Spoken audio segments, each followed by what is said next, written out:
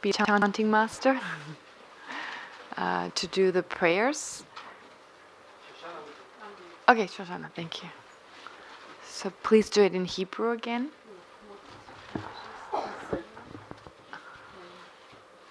Oh, there she's coming. But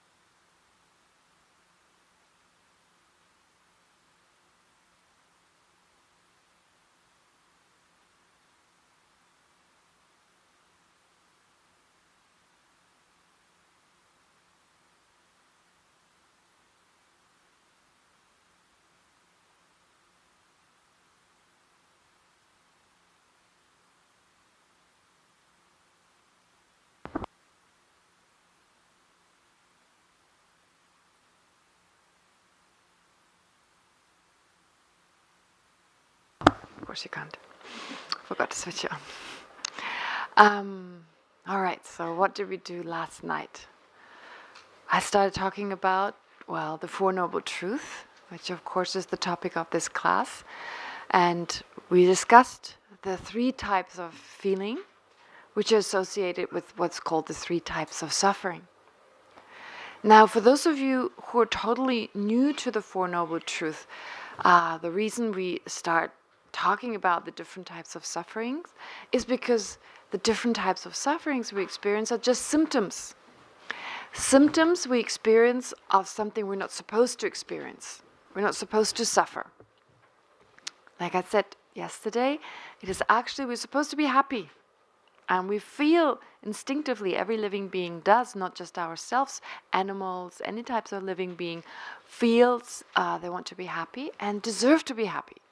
That's the kind of foundation, if you like, for the Buddhist ideas. Everyone deserves to be happy, everyone wants to be happy. And our suffering is not supposed to be there. But we need to recognize it, first of all. So first of all, the suffering of suffering, yeah, we recognize that. But even our ordinary happiness, craving that, wanting that, running after it, is an obstacle to experiencing the kind of happiness we really deserve and we're supposed to experience, a lasting type of happiness. So therefore we introduce the kind of limited state we're in right now. We discuss the different types of sufferings in order to recognize them and see, well, it's not supposed to be there. It is there, so we recognize that this is our condition. But the next step then, of course, is then to understand what are the causes.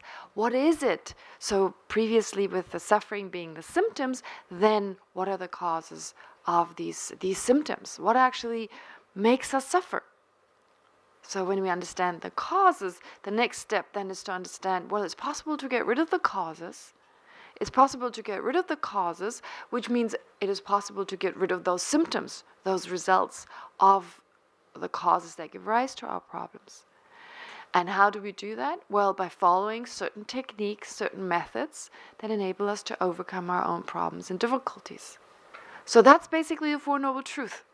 There is a symptom, there's a cause for it, there's a possibility to eliminate that, and how to do it? Follow the treatment, follow the path and the technique. Okay, so the truth of suffering, truth of the origin or cause, truth of the cessation of the origin and its cause, of the origin and the suffering of which the origin gives rise to, and the path, in other words, the technique to bring this forth. So those, in a few words, are the Four Noble Truths.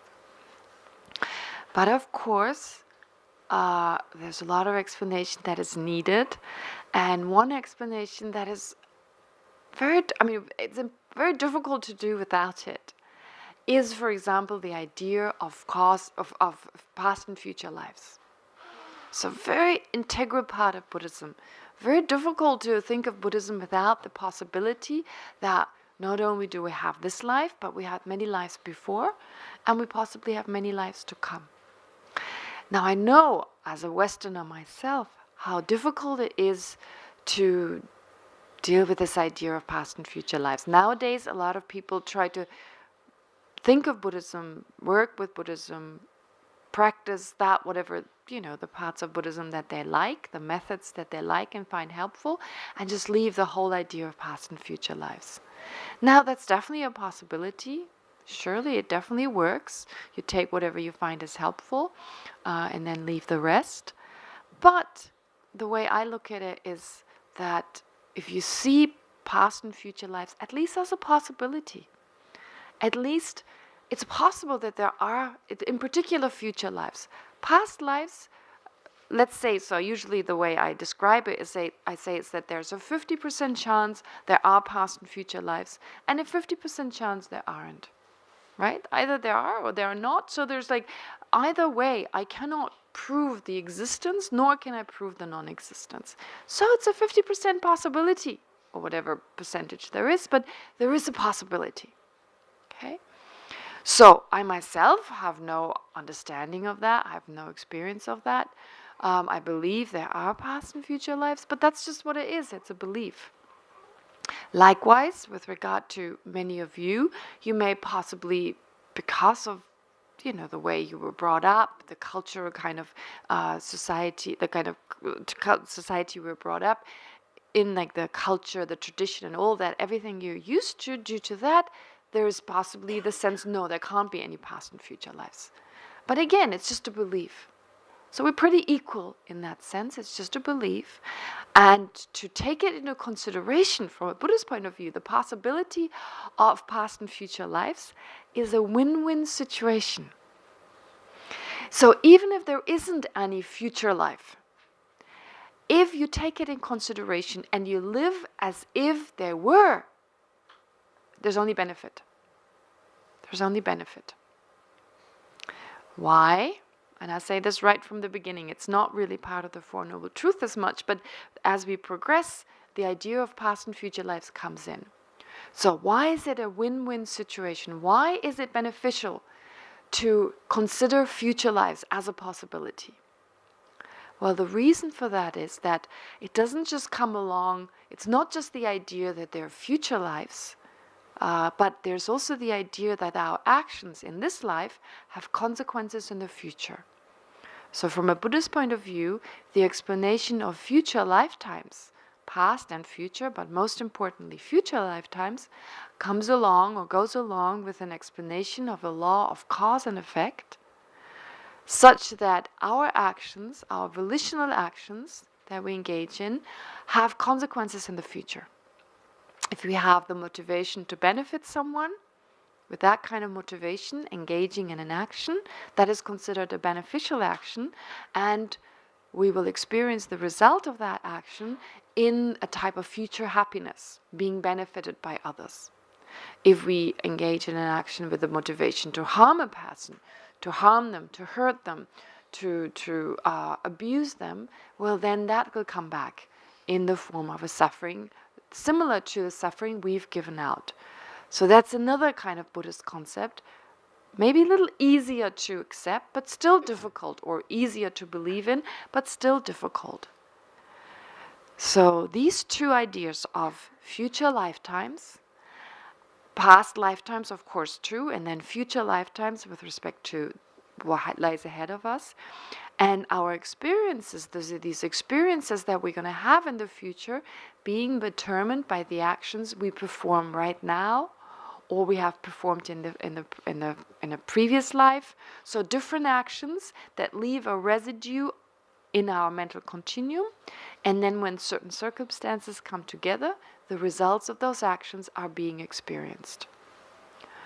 So these two ideas, if one takes those as a possibility and lives one's life as if this was true, there's only a win-win situation.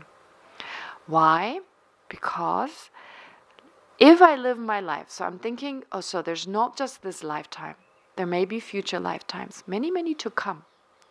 So, therefore, if I only work for the happiness of this lifetime, I only work towards, well, what is considered happiness in this lifetime? Worldly kind of happiness, possibly a certain wealth, certain financial security, having friends, having a reputation, a good reputation, having a good job.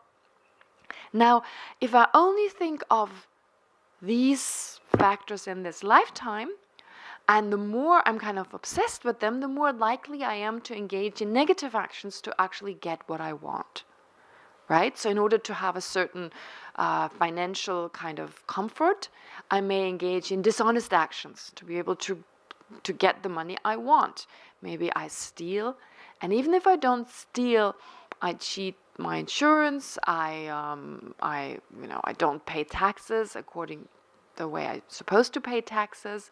I may cheat my way into getting a better payment, or get a better job and then be paid, have a greater salary accordingly, and so forth, in order to accomplish this happiness of this lifetime.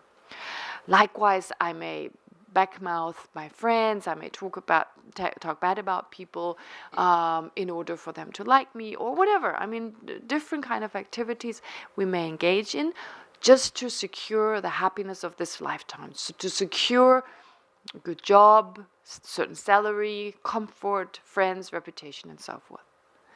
Now, if we only do that, then the problem is, if there are future lives, we may experience the results of those negative actions in the future.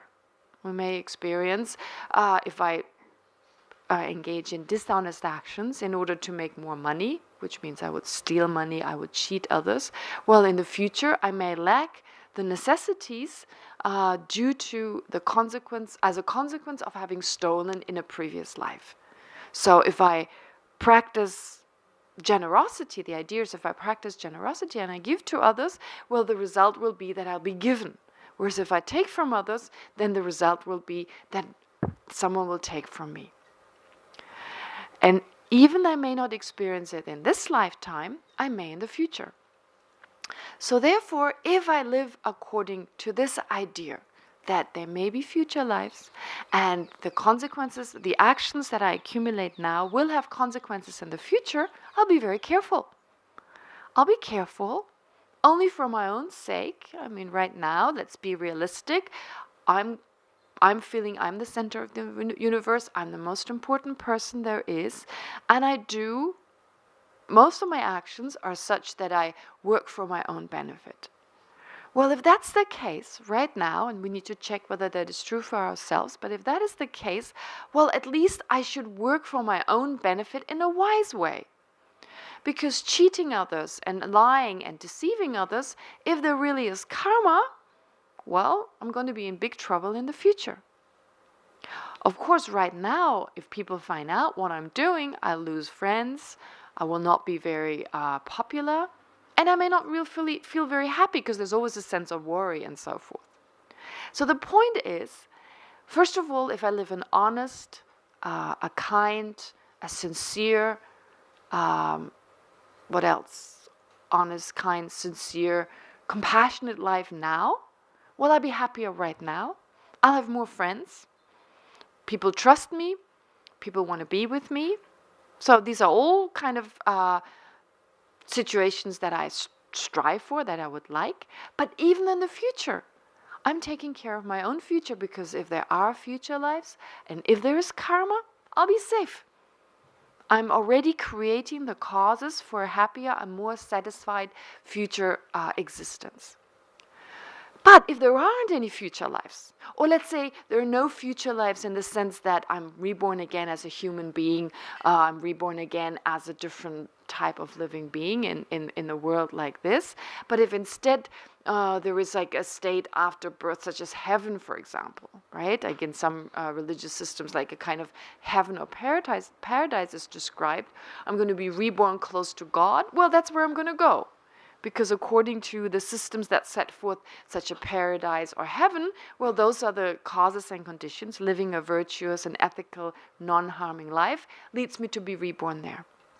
And if there's nothing after death, let's say our continuum, just we go out of existence, our brain disintegrates, our mind just disintegrates, goes out of existence, well, at least I die with a peaceful mind. No regrets. So you see, it's a win-win situation. It's a win-win situation to feel that if there are future lives, and of course, yeah, and I said like just now, so I'm prepared if there really are future lives, I'm well prepared. So no matter what happens, if there are future lives, if there are none, we just go out of existence, if there's a heaven, a paradise, or hell, or whatever, I'll be safe. I'll be 100% safe.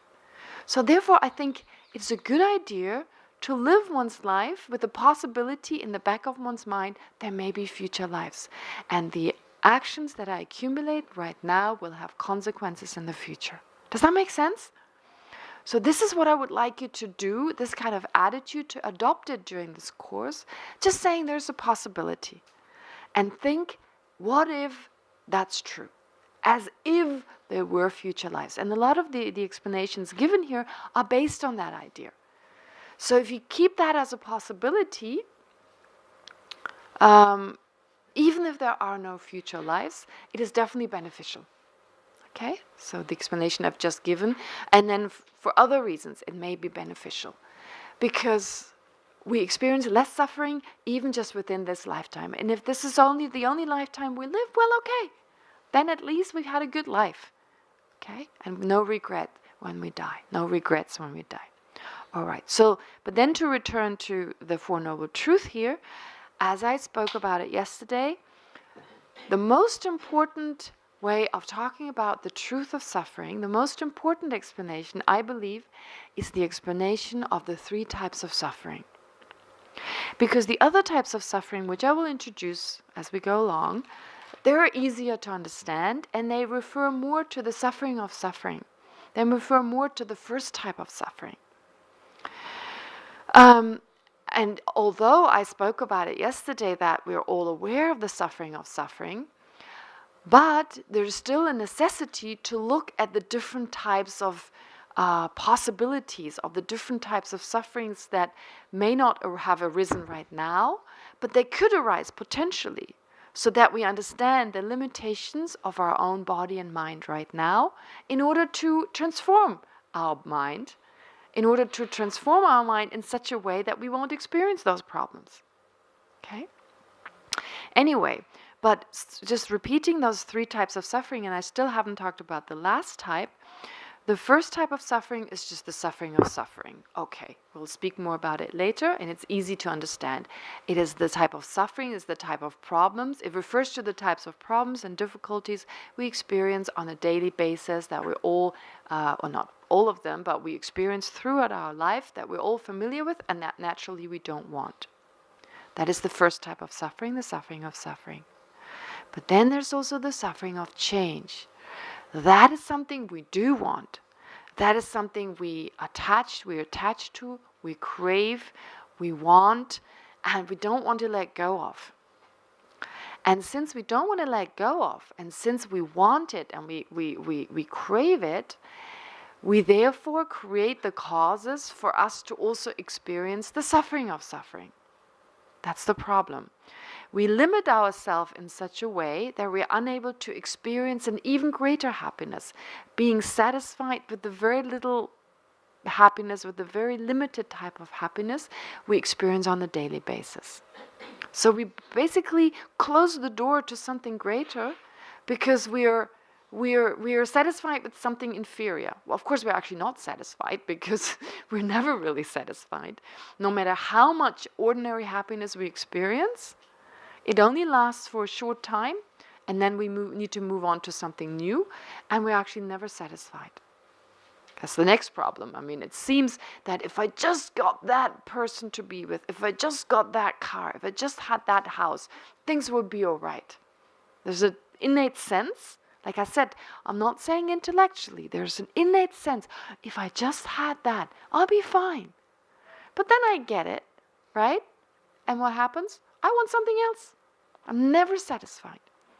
So I want this person, I want to be with this person, I want him to love me, I want her to love me, and then he or she loves me, and then I start seeing lots of faults, and they don't love me enough, not enough flowers, not enough words, not enough this, or, suddenly they're snoring, they don't take out the garbage, they're, nagging me all the, new things arise. So we're never really satisfied. And then I let that person go, all right, let's get someone else. So another person, everything looks so wonderful, and everything is going to be fine, and then for a few months we're really happy, and then again, same problem, right? I mean, divorce, that's a symptom, that's the reason for that situation, that, we have certain expectations, there's a sense this will give me lasting happiness, and then it doesn't, and then something else, and something, anyway, so that's our situation right now. Okay, because we're satisfied with this limited type of happiness, and moreover, we feel we can find that type of happiness outside of ourselves. Please don't get me wrong, there's nothing wrong with having relationships, there's nothing wrong with being married, with having a partner, but our expectations, those are the problems. What we expect, what we want, those are the problems we face. Okay? We believe that this person can provide us with everything we need. And that's impossible. We can only provide ourselves with that. So the sense of happiness we experience, we associate the object, which seems to be totally that which provides us with the happiness. We see the object as happiness, place all our hopes in the object, and then it changes, we change, and happiness is gone. And moreover, we crave just that type of happiness, that limited type of happiness, which depends on external objects. We never look for some greater type of happiness. So therefore, we explain here, we give the explanation of the suffering of change to see it is limited. It's okay, let's enjoy it for what it is, but let's not have wrong or unrealistic expectations with regard to how much satisfaction it can actually give us. So in that way, we can enjoy it much more, understanding how limited it is. Okay? So there's nothing, it's not about, Buddhism doesn't say don't enjoy things the way you used to. Enjoy them the way you used to, but be realistic about the limitations. Okay? And then work at the same time for some greater kind of happiness. Anyway, that is the suffering of change, the second type of suffering. And then the third type of suffering is called the pervasive conditioned suffering. Sometimes it's also translated as pervasive compositional suffering. But I prefer the word conditioned because it's just a better translation of the Tibetan word. All right, so pervasive conditioned suffering. What is that? What is the third type of suffering? Pervasive conditioned suffering. Any of you? Yes. We don't see reality the way it is. We have all kind of misperceptions? That is a case of the pervasive conditioned suffering. That is an example or an instance of that. It's an instance of that, but there's a way in which one can just describe it in a few words, which includes everything that is part of the pervasive conditioned suffering. Yes? everything includes the potential to suffer. It does include that, true. That is true, but that is still just an instance. Somebody gave the Hebrew word for pervasive because people are asking. Pervasive. What is the Hebrew word for pervasive?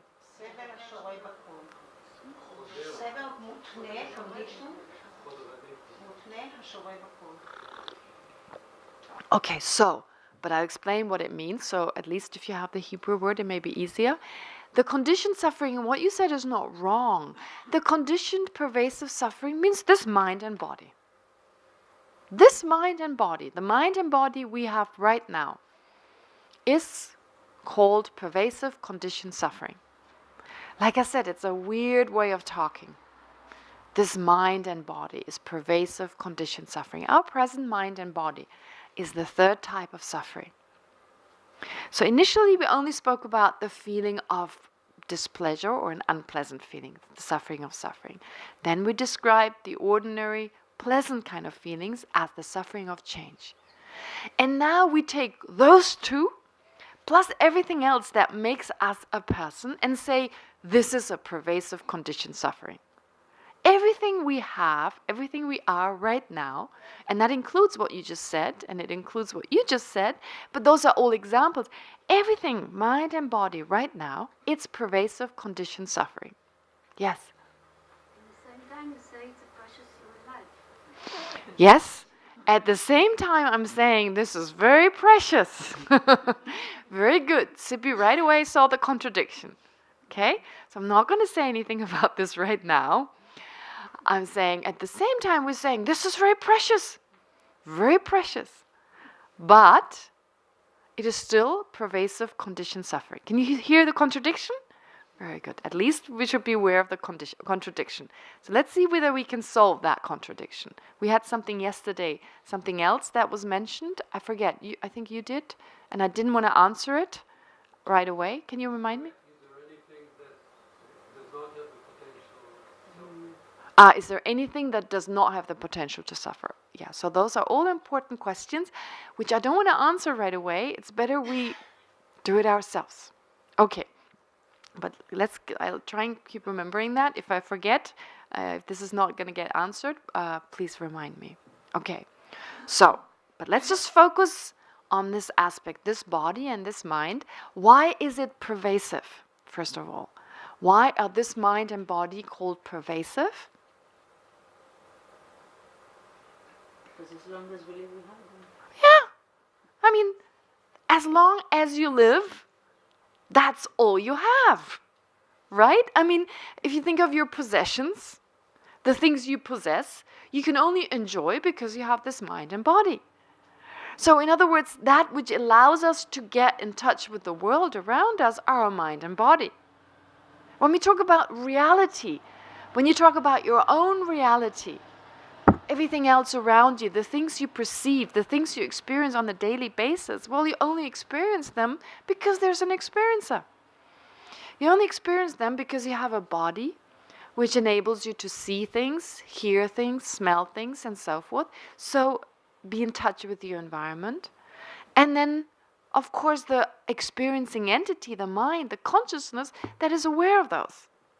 Right? So it's pervasive. Without a body, we wouldn't be able to smell, see, hear, experience hot and cold. And without a mind, we wouldn't experience in the first place. So those two make our experiences possible. So they're pervasive. In the sense there's nothing more. This is who we are. We're made of that, and there's nothing great, nothing further than that. So each one has their own mind and body, and that's what makes us a person. That makes us being alive and being experiencing. Makes us that which experiences. That makes sense? Does that make sense? That sense of pervasiveness? And it is conditioned. But unfortunately, it is conditioned by not something that is desirable. In other words, it's conditioned by something that is undesirable. It is conditioned by something that is limited. So what conditioned our mind and body? Our misperceptions in the past. Our misperception of reality in the past, which gave rise to certain states of mind, such as anger, attachment, craving, jealousy, and so forth. And then in turn, made us engage in actions. Are you comfortable? You look not very comfortable with the light in your face. Is your okay? Okay. So then in turn, after these afflictive emotions, as they're called, so anger, attachment, jealousy, and so forth, they lead to all types of volitional actions of body, speech, and mind, which in turn give rise to this present mind and body. So from a Buddhist point of view, taking to mind the possibility we lived before, it is not a coincidence that we were born in this particular body, with particular parents, in a particular environment, with specific experiences. It's not a coincidence. It is because we created the causes for that in the past. And we keep creating those causes in the past. And it's not fixed. That's the good thing. Our experiences come and go, come and go, come and go. They're ever changing. But right now, we have, and we're all the same in that way. We have a limited body, prone to experience disease. It's very volatile. It's very fragile. Our body is terribly fragile. So it holds the potential to experience pain at all times. There's no guarantee we're not sick tomorrow. Unfortunately, I wished it was otherwise. I wished I could say from now on, I'll never get sick again. I'll never have an ache again. I'll never feel discomfort. But all I need to do is make you sit here for 3 hours, and slowly the level of discomfort is going up. Right? Okay? All you need to do is be forced to sit in a certain position, and before you know, pain is there. That's just the nature of our body. It's very volatile. It's very fragile. Okay. Then our mind, too. Very fragile. I mean, all you need to say, 3 words, 2 words. You suck. Right? It's 2 words. It's you, S-U-C-K, suck. It's just a short word, right? That's all you need to say, and you can totally mess up my day. Right? Why? Because you said something, and then in my mind I go, oh my God, she said this to me. How dare they? They don't understand what I'm doing, and I'm really precious, and bad mood, terrible day. So my mind is very volatile. My mind is very fragile. Little things upset me. Okay, I'm easily hurt. My pride is hurt. I want certain things, I don't get them. So my mind is very volatile. My mind is very fragile. So therefore, the potential for suffering to be experienced mentally or physically is always there. Let's face it, it's true. I mean, we can ignore it and just watch a good movie and have a plate of hummus and feel a little better afterwards, but it doesn't change it. It's a bit like we have a condition right now, like an illness right now, and we just choose to ignore it. If there were no cure, well, that'd be the best thing to do. Let's just ignore it. I mean, life sucks and then you die. So, let's just think of more wonderful things. But the reason actually we're going into this is there is a solution to this because there's a cause. And if there's a solution, well, let's see the symptoms for what they are. Let's work with the cause, eliminate it, and experience something greater. Or decide we can just continue with suffering. Okay, I like to suffer, let's just continue suffering. That's also a choice. We make that choice. But that's why we go into this explanation on, understanding this mind and body is terribly limited. And it doesn't have to be that way. It doesn't have to be that way. The body is not the worst part, actually. It's the mind. The body, okay, we spoke about it yesterday. Even if we're sick, even if we have physical problems, if mentally we're well, it's all right. Doesn't matter. Right? I mean, it depends on how strong the pain is. But certain physical pains, if mentally we feel well and happy, we can ignore it. And I'm sure we know lots of examples of possibly elderly people with physical problems, and they're mentally quite happy, so they can live with it. But the point is first to understand our limitations. So pervasive conditioned suffering means we have a mind and body that is pervasive in the sense it pervades all our experiences on a daily basis. It's through our mind and body that we have those experiences, that we have awareness and so forth, that we're aware of anything. And secondly, it is conditioned by the actions of the past, misperceptions of reality, afflictions that arose in a previous life, actions we accumulated as a result of that, and now we experience a limited type of body. Of course, or a limited kind of body and a limited type of mind. Of course, there are different levels. Sometimes we're happier, sometimes we're less happy, but let's face it, we have a limited mind and body.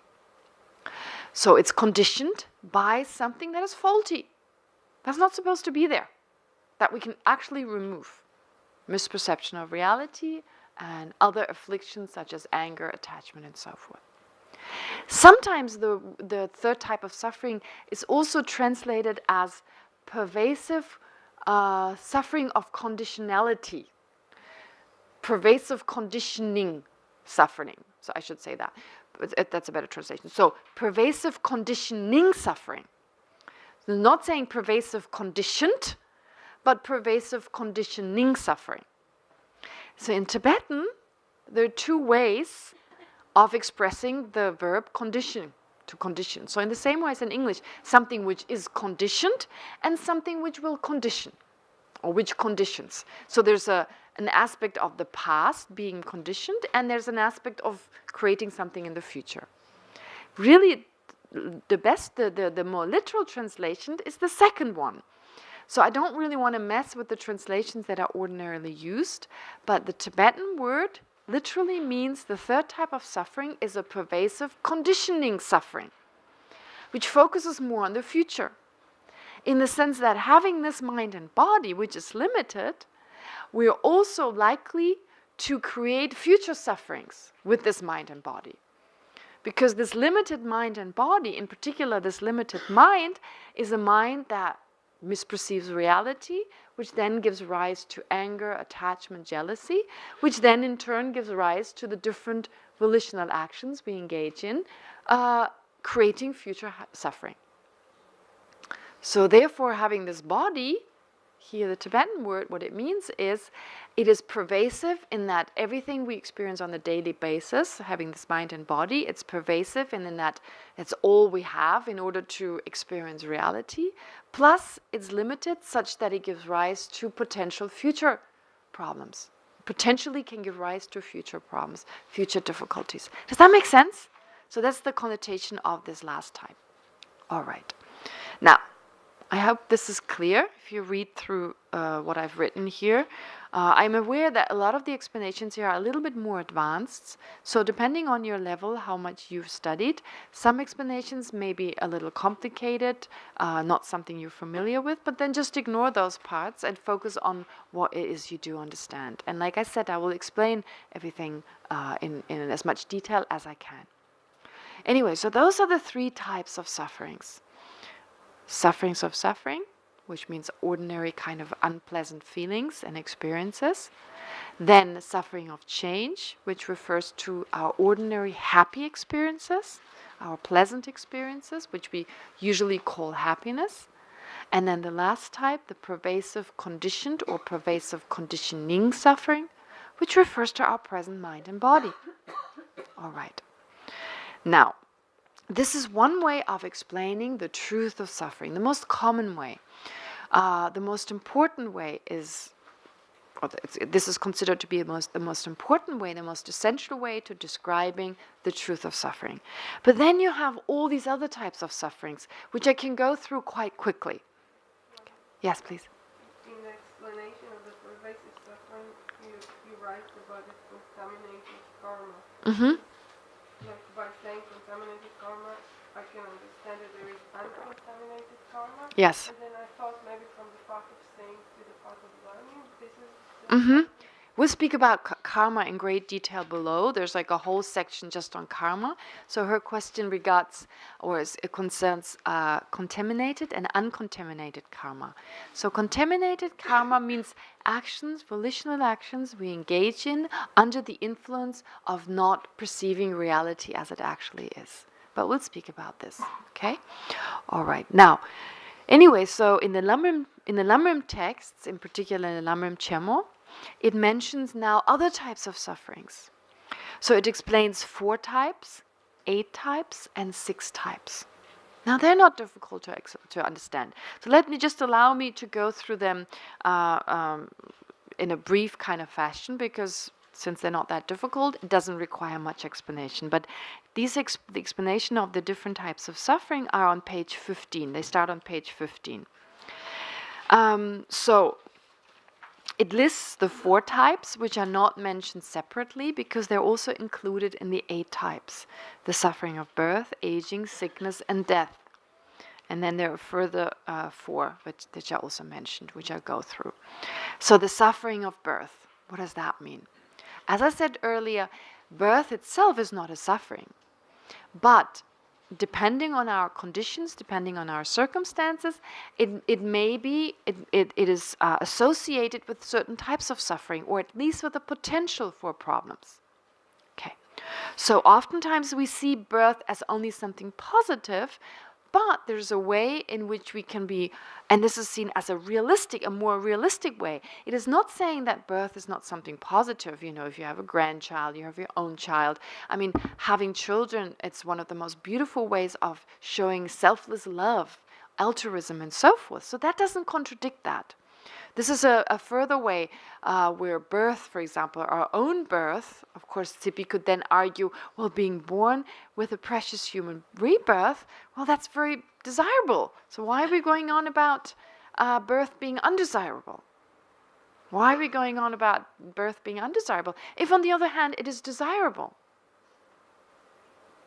Maybe it's a good time now, actually, to talk about this. There are greater possibilities. Okay. First of all, having a human birth, is that necessarily a precious human birth? First question. No. Not every human birth is precious. Here, when we talk about a specific precious human birth, we talk about being born as a human being with certain conditions, certain opportunities, certain freedoms that many other human beings do not possess. I would claim that all of us here have a precious human rebirth. The fact you've come here shows you have a precious human rebirth. You have certain mental, in particular mental abilities, but also physical, abilities in the sense that you're well enough to be able to listen to someone teach. Your body, your brain is healthy enough to be able to think about certain things that maybe other people don't, that kind of state of health other people don't have. If you lack some of the senses, you're not able to hear, you're not able to see, and so forth, it would be much harder to participate in this kind of course here, for example. So basically, precious human rebirth means you have the opportunity, you have the potential to change your life, to make something better out of your life. You have certain freedoms and opportunities that a lot of people don't have. A measure of financial security that enables you to take time off, you don't have to work over the weekend, etc., etc. Right? So this is a temporary, positive condition that even though on a larger scale, our mind and body is very limited, but within this limitation there lies great opportunity. This is what this is saying. So really the idea is that right now our body is very limited, our mind is very limited, and there's incredible room for improvement. And not only is there room for improvement, in this life we have this opportunity to utilize this room for improvement. In other words, to improve. We have this opportunity. Lots of living beings in this world don't have that opportunity. Either because they have to work so hard, they don't have any time to even think of something like transforming your mind or meditating. They don't have the time. Maybe they don't have the interest. They're so into just making money and being rich and famous and having power, they don't even want it, right? So anyway, right now, even though we're very limited in terms of having this mind and body, but we have a greater type of pervasive conditioned suffering, greater than a lot of other people, in the sense that we've found an opportunity, despite its limitations, to overcome the limitations. Does that make sense? Tzippi, does that make sense? It's a bit like that. It's a bit like that. Is our body limited? Yes. So let's ignore the mind. Let's assume we don't have a mind. Let's assume we only have a body, and we can transform our body into this incredibly wonderful body that never gets sick, that never experiences aches and pains by doing yoga. Right? By doing yoga. So, forgetting about the mind, is our body right now limited? Yes. I cannot put my foot behind my ear or something, or do, certain things. I'm totally stiff and can't move properly. I experience pains and aches and so forth. But in this lifetime, my body, however limited it is, the limitations are not that bad that I cannot practice yoga. It could be worse. Some people, their physical limitations are so bad, they have certain ailments, they have certain sicknesses, that they could never do yoga. In fact, yoga would harm them. So yoga is a technique, it's a method to overcoming the limitations, but if the body is already so limited in this particular lifetime, then these limitations will keep you from using that treatment to overcome the limitations. It's a bit like that. So even though the body is limited, but you can utilize it in a way, you utilize a limited body to become not limited. Does that make sense? It's a bit like our mind